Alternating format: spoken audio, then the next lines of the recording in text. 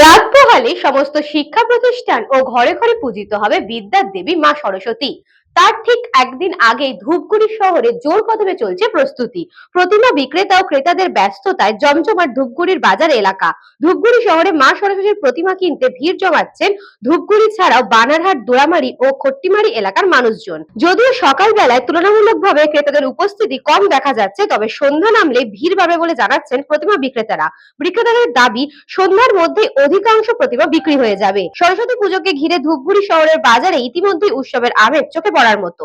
তো এখনো ভিড়টা লাগে নেই, লাগবে আর কি। মোটামুটি তোমার 4টা-5টা থেকে ভিড়টা হয়, এখন হচ্ছে টুকটাক হচ্ছে।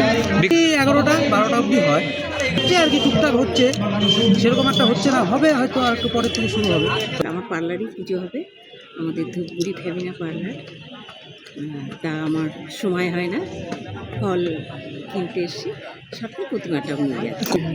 রাস্তাতে শুধু তুললে হবে, সেই জন্য আজকে নিতে প্রচুর ভিড় এবং অনেক সুন্দর সুন্দর প্রতিমা উঠেছে, বেশ ভালোই লাগছে।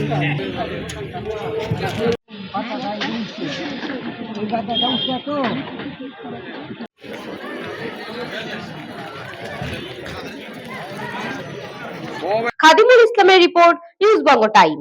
St. Augustine's Day School, Barakpur. Success for every child.